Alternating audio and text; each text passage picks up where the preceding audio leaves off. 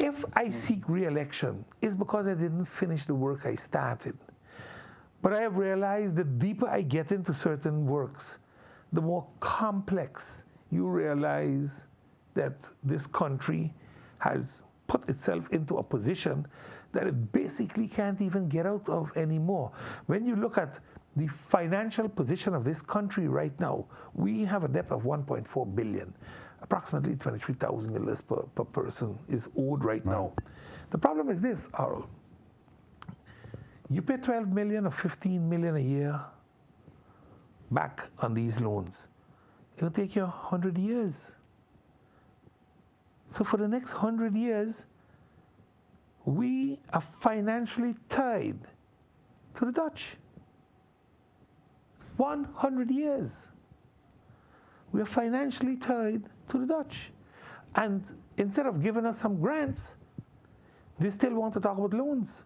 The last time the CFT reached, they didn't talk about grants, but turning over some of the liquidity support from the pandemic into grants. No, he came to talk about infrastructural loans. So he'll go give us loans to rebuild our infrastructure. But then what are the country packages for? In the country packages, and we are discussing them today, and Thursday the Minister of Rumi is going to be there.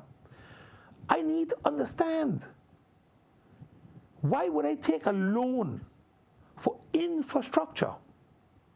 Because the CFT believes we need to fix our infrastructure because the traffic is crazy. But it's not part of the reform. There's no reform here when it comes to sports. There's no reform when it comes to youth delinquency. No, we want to build a prison so we can lock them up. The country packages, the fundamental question: who wrote those packages? Who wrote them? Is it we in Samatin? Or did the Dutch write them and say, this is what you're going to have to accept? You got to put the timeline in play. Because when you put the timeline in play, you will realize that the country reform agreements that we have made over the years from 2010 up to 2020 are reflected in the country packages, but not the way they are put down there. Because when you look at certain things, you ask yourself, well, wait, we had education today, and we are revamping the educational system. Then the question is, what's wrong with it? What's truly wrong with it? Because now you're going to pay a researcher to come and tell me what's wrong to see how we're going to fix it. But how did you get to the point that it's wrong and it needs fixing? You see, these are the type of things that we got to be so cautious with. Because if we are not cautious with it, we're going to continue digging that hole. And eventually, we're going to reach out in China. Because, you know, when you dig through the earth, you're going to reach back out on the other side. And that's what's going to happen to Samatin.